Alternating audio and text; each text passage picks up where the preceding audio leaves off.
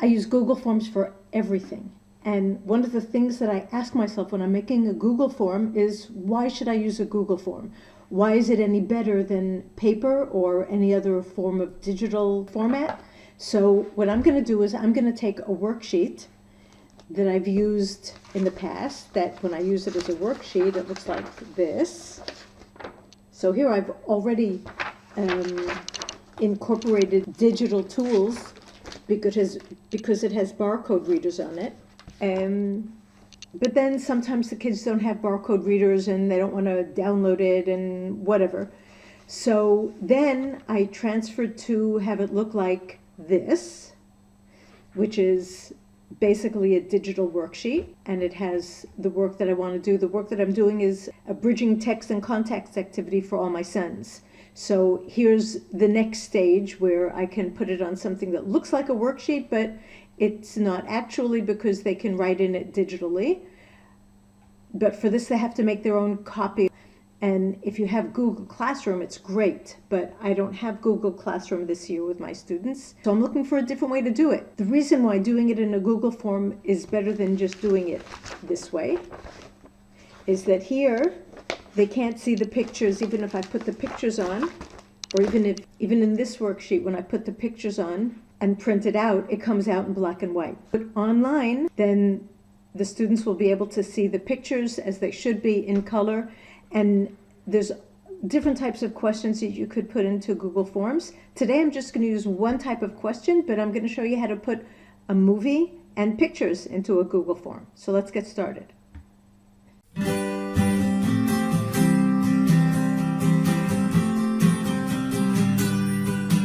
I go into my drive. I go into the folder where I want it to be, which just makes it easier because then I don't have to go searching for it. Here we go, all my sons. I'm going to make a new Google form. So we have our untitled form, and I will put the instructions here. So I'm going to make this into sections. So I'm adding a new section. The first section is, we're going to call posters.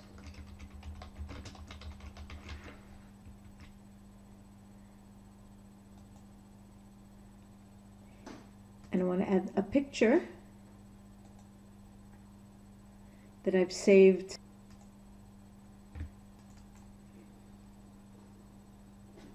I've saved on my computer.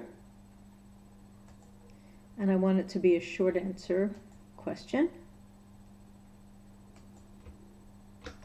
Click here to make sure that it's required.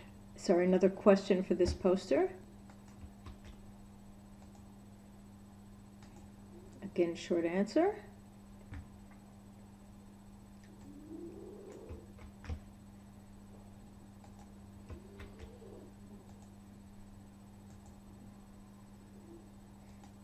And again, I click on required. So let's see what it looks like. Wartime posters. What message does the poster convey with its text? And they can answer here. Now what I forgot to do is I forgot to ask for the names.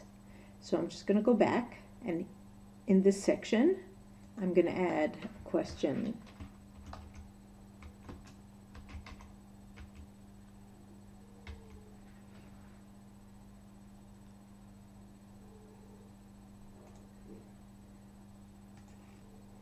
Now since this is going, I'm going to ask a few questions that are the same, just with different pictures. I'm going to duplicate this section.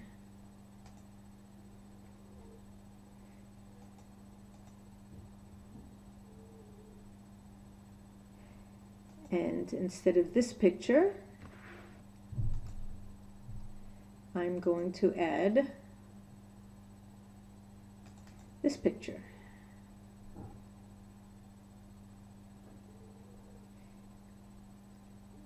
Required, okay.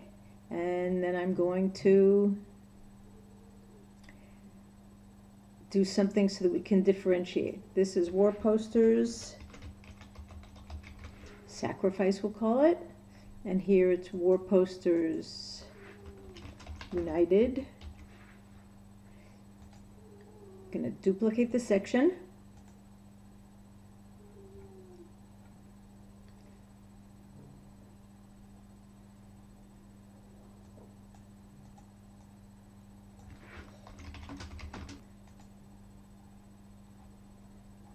And here I want to add another question.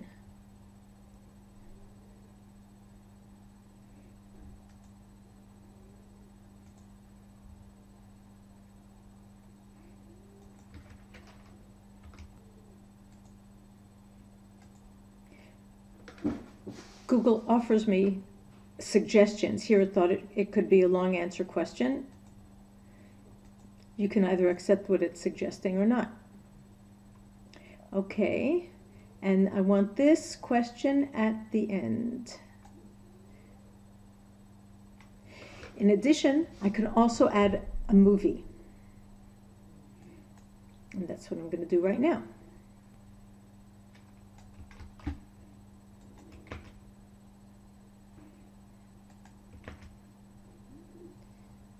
I'm going to add a video.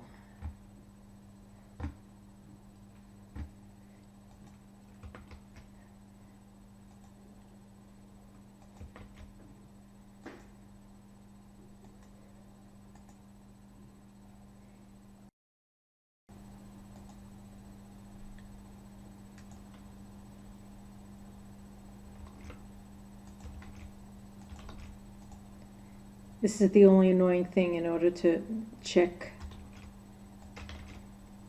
it won't let you continue unless you put the answer in.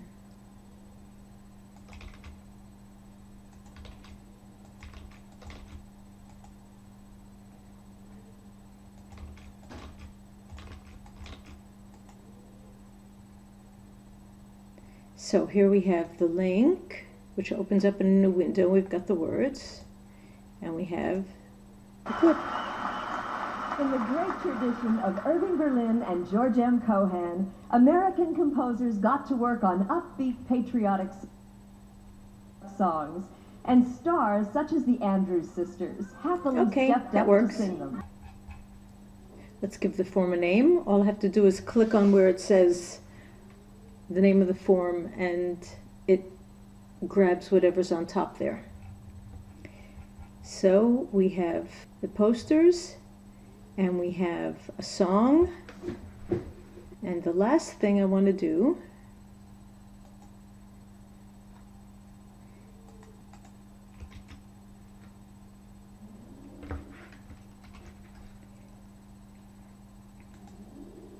these are going to be longer questions.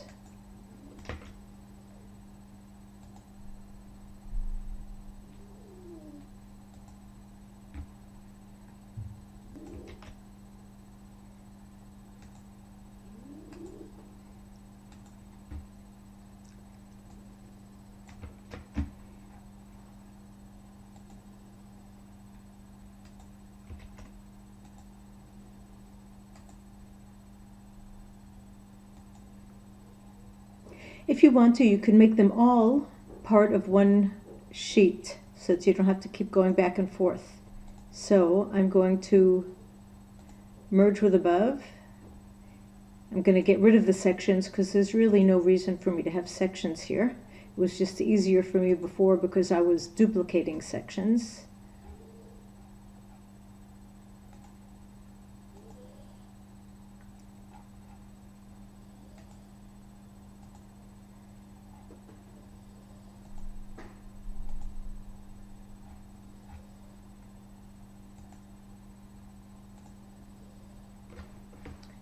And there we go.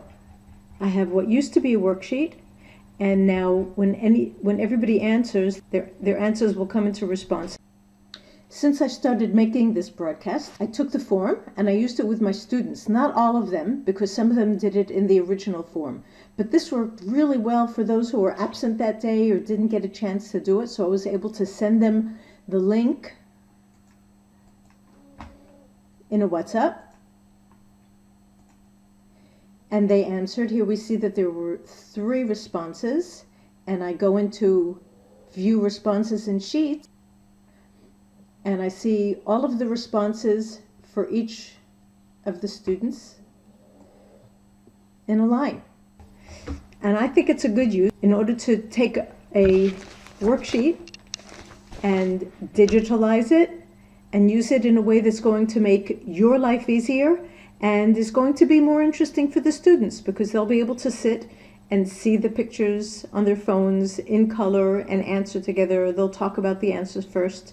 There's a lot of other types of questions that you could ask in Google Forms, but this is going to be a really long broadcast as it is, so I'm not going to go into them now. But if you want me to go into other types of questions, write in the comments below, and I'll make another webcast showing you how to ask different kinds of questions in Google Forms.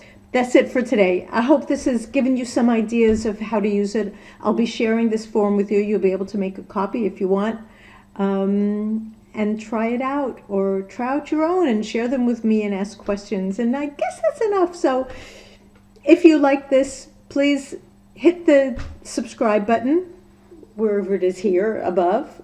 It's going to be over there, I think.